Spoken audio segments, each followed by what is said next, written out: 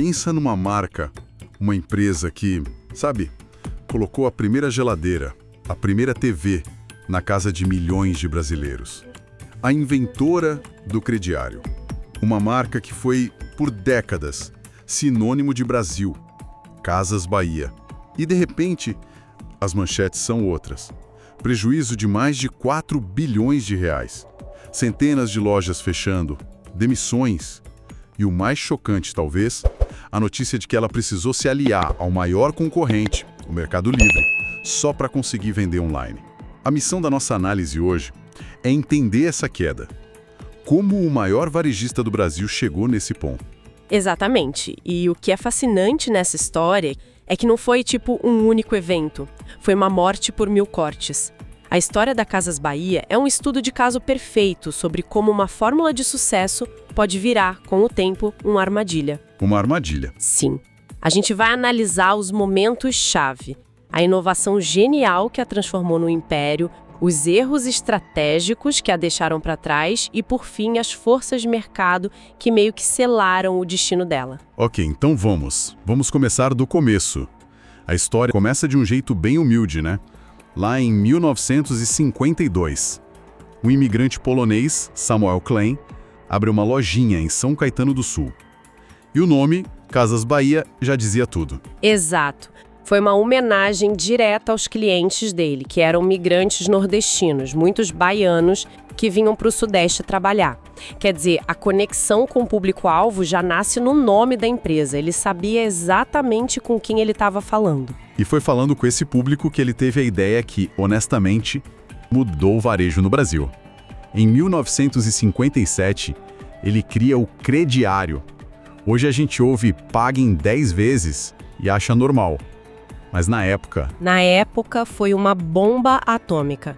Foi absolutamente revolucionário. É preciso entender o contexto. Crédito era coisa para quem já tinha dinheiro. Banco não olhava para o trabalhador. O que o Samuel Klein fez não foi só criar um jeito de pagar. Ele criou um mercado inteiro que não existia. Ele olhou para milhões de pessoas e disse: eu confio em você. Isso. Ele disse: você pode ter sua geladeira agora e me pagar aos poucos. A Casas Bahia não vendia só móveis. Ela vendia acesso, dignidade, a realização de um sonho. O carnê não era só um boleto. Era um símbolo de conquista. Era uma conexão emocional, então. Totalmente. E essa conexão foi a base do império. E olha que paradoxo, foi também a raiz da dificuldade que a empresa teve depois para se adaptar a um novo consumidor com outros hábitos. E o crescimento foi absurdo. Nos anos 70 já eram 50 lojas. Nos anos 2000, pulou para 600. Liderança absoluta. Todo mundo lembra do slogan. Dedicação total a você. Em 2010, a empresa era um colosso. Parecia imbatível. Simplesmente imbatível. Então, se eles eram essa máquina, onde que a coisa começou a dar errado? Por volta de 2012, enquanto a Casas Bahia estava no auge, outra força crescia em silêncio. A internet. Erro fatal número 1. A negação do digital. Achar que o que te levar ao topo vai durar para sempre. Exato. É um ponto cego clássico. E tem uma citação de Michael Klein de 2013 que é inacreditável de ler hoje. Eu vi essa. Ele disse: o brasileiro gosta de ver, tocar, sentir o produto. E-commerce não vai substituir a loja física. Ele basicamente decretou que o futuro não ia acontecer. É uma frase que envelheceu muito mal e muito rápido. Ela resume a mentalidade da empresa na época. Eles viam a internet como uma ameaça distante e irrelevante. E enquanto isso... a concorrência estava se movendo. E rápido. E os números de 2015 mostram o tamanho do abismo. Enquanto o faturamento do Mercado Livre crescia 500% e a B2W, da Americanas, já faturava 10 bilhões online, a Casas Bahia ainda estava engatinhando. Peraí, mas eles chegaram a lançar um e-commerce, não? Sim, e essa tentativa foi o erro fatal número 2.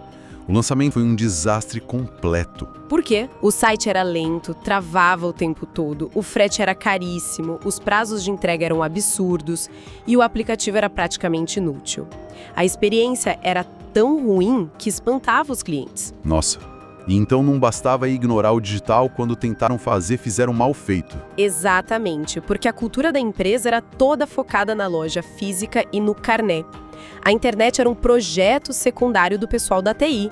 Não era o coração do negócio. Enquanto isso, a concorrência... A concorrência, como a Magazine Luiza, investia bilhões em logística, em tecnologia. Eles entenderam que a questão não era se o online ia substituir a loja, mas como os dois iam trabalhar juntos. A Casas Bahia perdeu completamente essa janela. Nome e sobrenome para quem aproveitou essa janela. Magazine Luiza. Em 2015, a Luiza Trajano toma uma decisão que parecia loucura. Ela diz que a Magalu não é mais uma empresa de varejo, e sim uma empresa de tecnologia que vende produtos. Essa é a virada de chave de toda a história. É uma mudança de mentalidade fundamental. Enquanto as Casas Bahia via tecnologia como um custo, a Luiza Trajano enxergou como core business. Ela não estava só comprando software, ela estava comprando um novo DNA para a empresa. E a estratégia foi executada com uma clareza impressionante. Investimento pesado num super app, transformar as lojas em centros de distribuição. Para agilizar a entrega, exato, criaram todo um ecossistema com o Magalu Pay, Magalu Entregas. E o resultado disso, nos números, é brutal. A comparação do valor de mercado entre 2015 e 2020, Magalu cresceu 5.000%. Foi de 3 para 150 bilhões. Enquanto isso, a Casas Bahia caiu 37%. É uma divergência que parece de filme. Mostra duas realidades acontecendo ao mesmo tempo no mesmo setor. Uma empresa decolando e a outra em queda livre. Ok, então o digital foi um desastre. Outra aposta que eles fizeram, uma tentativa de resolver tudo numa tacada. A fusão com o Ponto Frio em 2009, que criou a Via Varejo. Na teoria, parecia genial. Na teoria, era perfeito. Na prática, a fusão virou pesadelo operacional. E por que deu tão errado? Por 3 problemas centrais. O primeiro, canibalização. Casas Bahia e Ponto Frio vendiam as mesmas coisas para o mesmo público, às vezes uma loja do lado da outra. Em vez de somar, elas passaram a competir entre si. Então, basicamente, uma matando a outra dentro do mesmo grupo. Sim, e gastando dobro em marketing para roubar o mesmo cliente. Era queimar dinheiro. O segundo problema foi o choque de culturas. A cultura da Casas Bahia era familiar, do vendedor de carnê. A do Ponto Frio era mais transacional. Nunca conseguiram criar um DNA único. Imagina o caos interno. E para piorar, o terceiro e talvez mais grave problema, a tecnologia. Cada marca tinha seus próprios sistemas de estoque, de logística, nada se falava. Era impossível ter eficiência. A empresa virou um gigante lento, caro e disfuncional. E os resultados? Prejuízos anuais. Em 2018, já era 1,4 bilhão de prejuízo. E isso nos leva ao erro fatal número 3, a dívida. Com os prejuízos e os investimentos tardios no digital, a dívida explodiu para mais de 7 bilhões em 2021. A empresa estava sangrando dinheiro. Então a fusão que era para ser a salvação, na verdade, acelerou a crise. Acelerou e muito. Adicionou uma camada de complexidade gigantesca a uma empresa que já não sabia como se modernizar. E quando parecia que nada podia piorar, veio o golpe final, a pandemia. O cenário apocalíptico para eles. Com 80% das vendas dependendo de loja física, o lockdown foi devastador. A fraqueza estrutural da empresa foi exposta de forma brutal. Os dados desse período são um nocaute. Na pandemia, vendas do Mercado Livre cresceram mais de 80%, Magalu mais de 60%, e a Casas Bahia? Caiu 15%. Caiu. E quem tentou comprar no site deles viveu um pesadelo. Uma pesquisa mostra que 70% dos clientes que foram forçados a ir para a concorrência digital nunca mais voltaram. A lealdade, construída em décadas, se desfez em semanas. O cliente não perdoa uma experiência ruim. Isso nos traz para o clímax. Em 2024, o prejuízo acumulado de 4,2 bilhões, mais de 150 lojas fechadas e a notícia bomba, a parceria com o Mercado Livre. É aqui que a história fica dramática. É como se o McDonald's desistisse dos seus restaurantes e alugasse um balcão dentro do Burger King para vender Big Macs. Nossa. Isso não é uma parceria, é uma bandeira branca. É a Casas Bahia admitindo publicamente: Nós perdemos a guerra do digital. Nós não conseguimos competir. E a rendição completa. É a rendição. E as consequências são severas. Pagar altas comissões ao concorrente, perder o controle sobre a experiência do cliente e, o pior, entregar seus dados de bandeja para o maior rival. A empresa que podia ter sido o Mercado Livre brasileiro, agora paga para existir na plataforma dele. Diante desse cenário todo, a pergunta que fica é: a Casas Bahia vai quebrar? A análise é cautelosa. Há pontos negativos muito fortes, como a dívida e os prejuízos. Mas também há ativos, como as lojas que ainda existem, e uma base de clientes do crediário que ainda é fiel. E quais são os cenários possíveis? 3. Recuperação, com 30% de chance, mas exigiria uma reestruturação radical. O mais provável, com 50% de chance, é a venda ou fusão. As marcas sobrevivem, mas a empresa como a gente conhece deixa de existir. E o terceiro, falência, com 20% de chance. A conclusão é que é muito improvável que ela continue independente por muito tempo. E as lições que ficam disso tudo? São lições que valem para qualquer negócio hoje. A primeira é adaptação ou morte. A Casas Bahia era mestre do jogo físico, mas quando o tabuleiro mudou, ela se recusou a aprender as novas regras.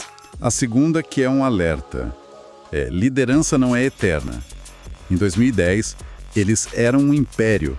Hoje lutam para sobreviver. Exato. A terceira é dura, mas real. O cliente é leal à conveniência. O carinho e a nostalgia não resistem a uma experiência de compra mais rápida e barata. A lealdade hoje é com a melhor solução. Não com um logotipo. Isso. E por fim, a quarta e mais importante. Atrasar no digital é fatal. A Casas Bahia tinha tudo: dinheiro, marca, clientes. Mas esperou demais. E no mundo digital, quem chega atrasado não compete, só assiste. É uma história com um tom de tragédia corporativa. A Casas Bahia tem um legado inegável. Ajudou milhões de famílias a realizar sonhos. Mas a história também ensina, do jeito mais duro, que nostalgia não paga as contas. E tradição não compete com inovação. Enquanto a Casas Bahia olhava para o seu passado, outros construíam o futuro. Exato. E isso nos deixa com uma provocação. A questão agora não é só o que vai acontecer com a Casas Bahia, mas sim qual será o próximo gigante no seu setor a ser desafiado por não perceber as mudanças ao redor. A história da Casas Bahia é um alerta. As forças que derrubam impérios raramente vêm de onde se espera. A pergunta que fica é: o que hoje na sua área parece pequeno e insignificante, mas que está silenciosamente construindo o futuro?